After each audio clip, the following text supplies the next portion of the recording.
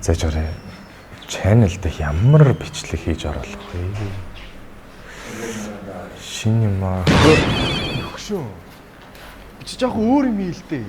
Ингээ босод ютуберуудын хийдэг шиг л юм хийгээд их гоё жоох задгаа сэтгэлтэй. Чиний спешиал юм юу байна аа? Илүү гоё сэтгэмээр шүү дээ. Гоё яа. Чиний верс шүү дээ. Чиний ертөнцид болдог юм хийхгүй шүү дээ. Ганц дуртай киноч гараад эсвэл нэг сонирхдаг ганц хоёр улс төрийн юм гараад болчих юм. Өөр гоё юм хийл та. Үзэгчдтэй ингээд нэг тийм урам өгсөн эсвэл нэг тийм уйдахааргүй гоё юм иймэр шүү дээ. Бас тийшүү. Наадах ч бас байж болох юм. Хүй, чимүнэ. Чи бас жоохон бодох хэрэгтэй байхгүй. Одоо тий таны үзэгчд үзээ сууж байгаа юу хүсэж бодох хэрэгтэй. Одоо ингээд чамайг юунаас нь болж Ер нь бас зөв шүү. нэг ихлүүс юм бас гоё дуусгах хэрэгтэй. Үзэгчтэйгээ хүсэмжит юмыг бас өгөх хэрэгтэй байна. Ер нь бас бодоод үзэх асуудал та. Тэр нөхрийг бол бас нэг байн сонсоод байх шаардлага байна. Тэгээд яах вэ? Маний хасаж. Бод чиний Хийгээл үзье.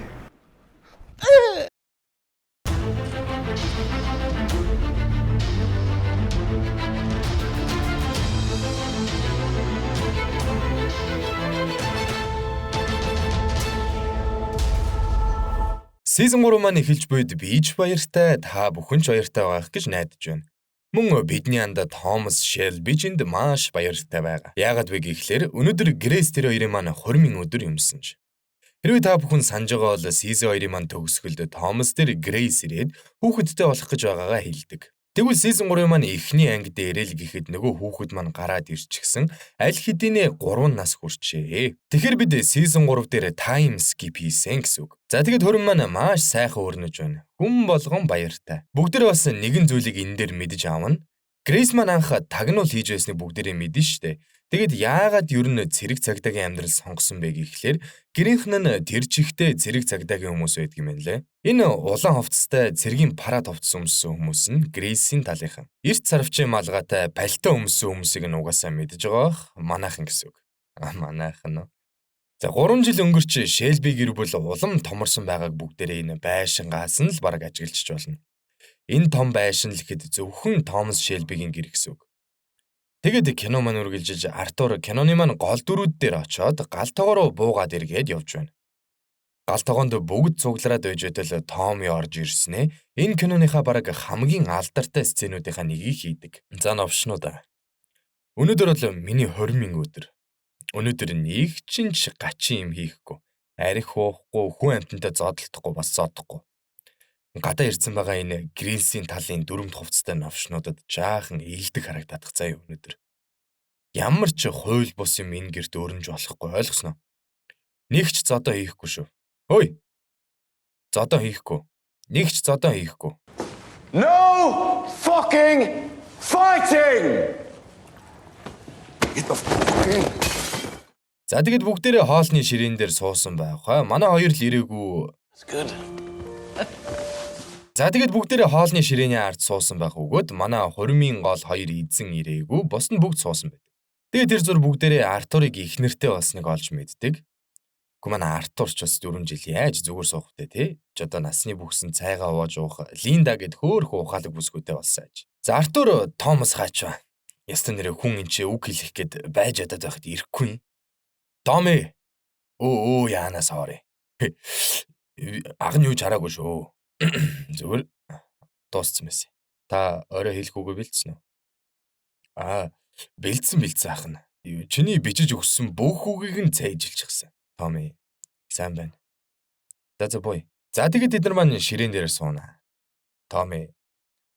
За өнөөдөр бол бидний хормын өдөр. Энэ өдөрт зориулж хамгийн эхний хондгоны үгийг хэлнэ үү хэмээн миний ах Артур Шелбиг үрээ. За Артур босч ирсэн ээ. За юуны төрөнд миний дүүгийн хорин болж байна. Бас би бас хэлэхүүгээ ингээд бичээд ирсэн. Гэтэл Томас зүгээр над цаасан дээрхээ хэлээд гэж Артур. Юу ч гэсэн одоо миний хэлэхүүг бол миний сэтгэлээс гарч буй үг юм шүү. Намайг хүнд хэцүү цаг үед минь унахад минь түшиж одоо тэр хонглоос гаргаж авсан хүн бол миний дүү Томми Шелби болон одоо энэ үзэгсэлэнтэй бүсгүй Линда. Тэгээ тийм би одоо Томмид бүр баярлаж за Артур одоо болно. За бүгдээрээ нэг хондоо орхичих. За энэ үйл явдал дуусаад бүгдээрээ нөгөө Лизи гэдэг эмэгтэй Майкл болон Артуртай уулзаж байхыг харна. Лизи тэр яагаад өнөөдөр ирээгүй юм бэ? Та нар муусан юмнууд албаар түүнийг авчираагүй зү нэ тэрэ. Тэгэд бүгдээрээ энэчнээс учрыг нь ойлгох бөгөөд Лизи нэгэн Итали эртээ үерхэж байгаа бөгөөд Томигийн хормон дээр хамт ирэх байсан ч Джон маань тэр хоёрыг хамт байхыг харахыг хүсээгүй тул нөгөө Итали хэрийнх нь ажилуулдаг пабд нь гал тавьсан юм байна лээ. Янз бүр шүү. За тэгээ Томигийн амьдралд бизнесгүй өдөр гэж юу байх вэ? Хорим явж байсан ч хажуугаар нь бизнес яваастай. Энэ хоёр маань хормон дээр нэгэн урилгагүй зочин ирсэн байх өгөөд тэр үнэн нь энэ залуу болж таарна. Тэгээ тэр залуу Томас дээр ирж уулзна. Энэ уулзалтаар бүгдээрээ энэ удаагийн Томастай хамтарч бизнес хийх гэж байгаа хүмүүс Оросууд гэдгийг олж мэднэ. Оросууд мань Томасоор нэгэн бослог гаргуулах гэдэг байгаа бөгөөд тэр бослогоор дамжуулж Английн мэдлэлд байгаа 27 ширхэг одоо танк гэхэд хайшийн нэг тийм зэвсгэн машин гэх юм уу? Тийм юмыг хусах гэдэг юм байлээ. Тэгэд хамгийн гол нь тэрийг Английн эзэн хаанд эвтэхнэр мэдэгдүүлэхийн тулд одоо босогчд үүнийг хийсэн гэж мэдэгдэх гээд байгаа гэх юм уу? За мэдгүй нэг тиймэрхүү юм болоод. За кино үргэлжлээд Томас дээр Оросын роял гэр бүлийн эмэгтэй Татьяна ирж уулздаг. Татьяна нийт чамаар хийх гэж байгаа ажлын хөлс $30,000. Энэ урьдчилгаа 10,000. Тэгэд чи яг сайн хийж чадах уу? Гэтэл Томи данах мэдрэл муутай хаа. Яаж бодохоор энэ бизнесийг миний хормын өдөр зохион байгуулъя гэж боддог. За тэгээд кино үргэлжлэх өгөөд Томиг энд уулзаад дуусныхан дараа хормын өдрөөр ирсэн нөгөө Оросыг чинь Артур энд ор нухаатгалгүй яах вэ? Артур бол ойрдоо ер нь ийм хүн амны ажил хийхгүй байсан юм байна лээ. Ягаад гэвэл Линда гэдэг энэ ихнэр нь Христ итгэлтэй өгөөд ийм битгий хийлдэ гэд ятгаад байт юм. За тэгээд ашгүй энэ хормын урт өдөр дуусч манай Грейс Томи хоёр маань хүүтэйгээ гуруулахна гэртээ үлдэнэ. Үнэхээр жаргалтай гэр бүл шүү нэр. Маргааш өглөө олж манай хэд ажлынхан газар хүрэлцэн ирдэг. За тэгээд харин бүгдээрээ энд жинхнээс Shelby компани ямар том компани болж өсөж дэвшсэнийг мэдж авна. Манайхан 2 машинаар ирж мэрснэ те. Нөгөө өмнөх сизон дээр сейфний код солилцлоо гэж маргалдаад байсан жижигхэн сейф ч одоо бараг нэг өрөө шиг том сейф болцсон. Тэгснэ Томи орж ирээд өчигдрийнхөө олсон мөнгийг хийсэн чинь бараг далайд тусал нэмэргээд байгаа мó хайшин. Авгагч Пол харин чи энэ их босгосон хөрөнгөө бүгдийг нь эрсдэлд оруулан байж дахиж тийм том ажил хийх гэж яах гээд байгаа гэсэн чинь Томи миний амьдрал эрсдэл дээр тогтдог. За тэгэд кино үргэлжлэн Томи нэгэн үйлдвэр дээр ирсэн байх өгөөд үйлдвэрийн эзэн дээр орцсон жаахаар икетлээ сууж идэг. Угаасаа Томи бол одоо Англид нэлээд том хүн болсон ба хаасайгүй нэр нь тарцсан. 8 настай балчраас 80 настай буурлууд хүртэл таарвал холуур явна гэж боддог болсон билээ. Тэгээд Томигийн үйлдвэрийн эзнээс хүсэж байгаа юм бол Оросуудын хүсэж байгаа англичуудын хадгалж байгаа нөгөө зэвсэгт машинууд нь энэ үйлдвэрт байгаа юм байна лээ. Тэрийг нь Томи олж мэдээд байгаа газрын төлхүүрийг нь аваад явдаг. Тэгээ бүгдээрээ нөгөө Оросуудын яриад байгаа зэвсэгт машинуудыг Томитай хамт олж харна. Нилээн эвгүй идүүд байх чиг байна лээ.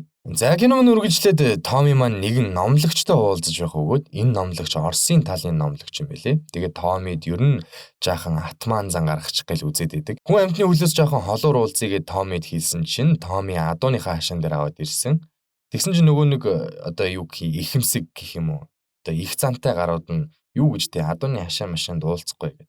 Ирээгүй мэн лээ. Харин энэ номлогч ирсэн бөгөөд энэ номлогч явахдаа чиний өнөөдөр уулзах хүн чинь энэ гэж хэлээд яваад өгнө. За тэгээд бид бүгдэд нөгөө уулзах гэж байгаа хүнийг нь харуулдаг.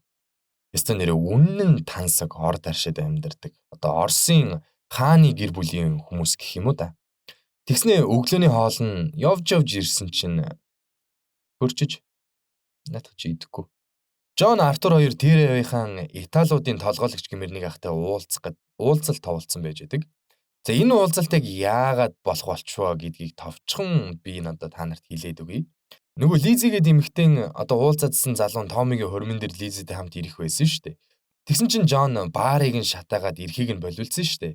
Тэгсэн тэр залуугийн аав нь манай энэ Итали ах болж таарж байгаа байхгүй юу. За тэгээд тэд нар маань хоёр талаасаа уулзаад юм ярьж байсан чинь одоо нөгөө Итали ахын ярьсан юм болгоныг нь Жон шоглоод инээгээд идэг. Гэтэл Италиэр Shelby компани Италичуудын хооронд ив нэгдэл байсаар ирсэн. Тэрийг би эвдэж ноён Томас Шелбитэй зөрчилдөхийг хүсэхгүй. Гэхдээ би нэг зүйлийг та нарт хэлье. Миний хүү энэ хотод хүссэн эмэгтэйгээ хөтлөөд явах болно. Тэр эмэгтэй Томас Шелбигийн эзэнт гүрэнд ажилладаг байсан ч хамаагүй. Хүссэн эмэгтэйтэйгээ. Гэтэл Жон танаа хүч хоёр өвдгөндөө сум заалгуулчаад хүссэн үнтэйг алхаж чадахгүй л болов. Хидэрхий их юм ярьж байна залуу минь. За Артур харин Жонны гаргасан үйлдэл дург үзээд ингэ хэрэггүй байсан гэд яваадаг. За ингээд Жон Италичуудын уурыг бүрэн хүргэж байгаа юм да. Тэгэд энэ үйл явдал үргэлжлээд Жоныг өрөөндөө сууж байтал авга эгч Пол орж ирсэн ээ. Жон, чамтай уулзах хэрэг байна. Гэтэл Жон, юу болов? Яасан? Италичуудаас болов юу? Гэтэл Пол, Артур чамайг уучлах уу гэж хэлсэн байлээ. Жон. Тэгэд Артур өөрөө ирээд хэлэх нь яасан? Артур ирсэн бол та хоёр зодтолчих байлгүй. За тэгэд авгагч Пол Жоныг аль болох тайвшруулах гэж үзээд асуудлаа дахин нэг ярилцах саналыг Жон тавьдаг. Үгүй бол нөгөө Итали залуу нь гадуур Жоныг ална гэд хайгаад яваад байгаа юм байна лээ. Гэтэл Жон тэр одоо намайг алах уу те? Би очоод нүүрийг нь хэрччихвэл ямар сонсогдож байна гэд уурлал гараа явдаг. За энэ оронд нөгөө Оросын том үнтэй манай Томас уулзсан сууж өгөөд тэр хоёр нөгөө ажлаа нилээн нухацтай яриа сууж байдаг. Тэгэд Томигийн ярьж байгаа өнгө аяс үгний сонголт хэв маяг нь ер нь л манай энэ Орос ахад таалагдахгүй байгаад байдаг. Орос ах ямар сайндаа сонсч ирсэн аяга хаг уцгав. Тэгснэ Орос ах Томи жоохон ая тал зассан уу яасан. Тэгснэ ажлын хөлсийн үлдэгдлийг бид нэр бэлэн мөнгөөр хийхгүй. Хааны удмын эдэлж хэрглэж байсан ховор хүнтэй зүйлсээр бүх тооцоог хийнэ гэснэ. Нэг цэнхэр том Индранил чулуу гаргаж ирснэ. Хамт ажиллаж буй бэлэг гэд өгдөг. За тэгэд энэ уулзалт болоод өндөрлөж байна уу да гэтэл нөгөө талд Жон нөгөө Италиг чинь бариад авсан будаа олгож байна зү.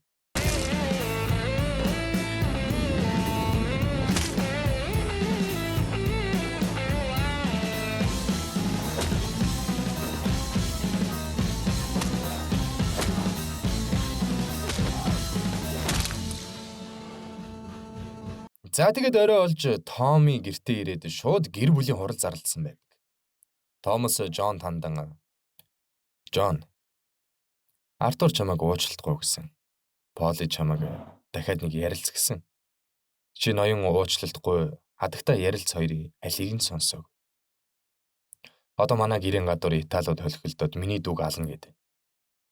Гэтэл Артур Жонны зүгээр инээдэн болгож ирсэн юмыг би дайм болгож томруулмааргүй байна. Гэтэл Томас одоо бүгдээрээ яаж уучлах вэ хөө? Англиар уу, Италиар уу? Эсвэл очиод аль хэлээр нь яриулмаар байгааг асуух уу, Жон?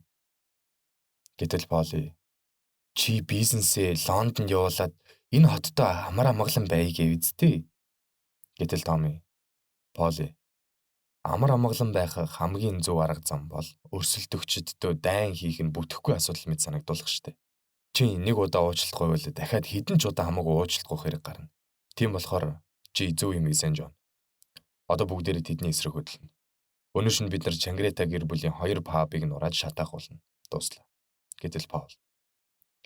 Юу гинэ? Яагаад ингэж байгаа? Гэтэл Томи. Яагаад гинэ? Яагаад тэгэхээр бид нар чадна. Бид нар чадж байгаа болохоор хийж байгаа.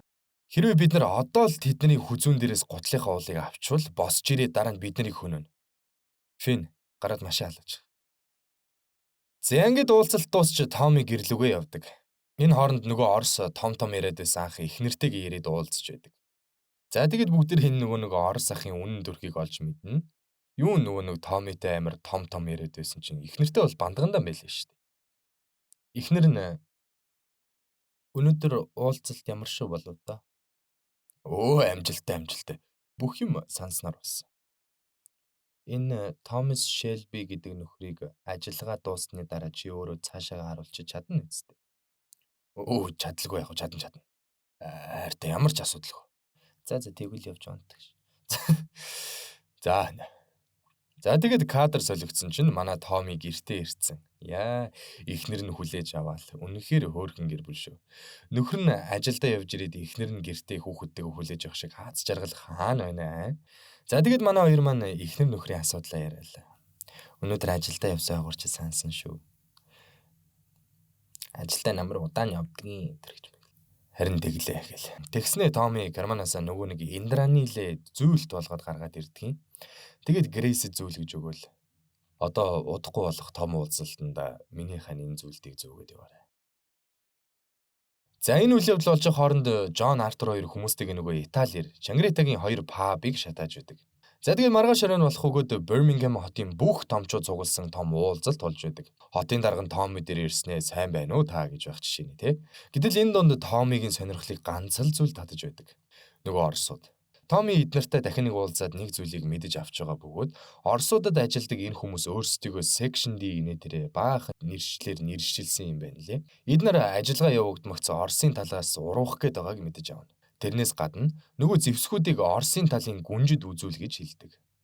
Нөгөө нэг киноны эхлэл дээр ирж мөнгө өгдөг Татьяна гэд бүсгүйг та нар санаж байвал эдэн Орсын талын гүнжин юм байна лээ. Тэгэд буцаа танхим руугаа гараад байж байтал Грейс Томми хоёр дээр нөгөө Татьяна ирээд. Тэгээд Татьяна ирснээр танилцахад таатай байна гэж Грейс хэлснэ. Томмитой жоохон юм ярмаар байна гэд Грейс өөр тийшээ яваадаг.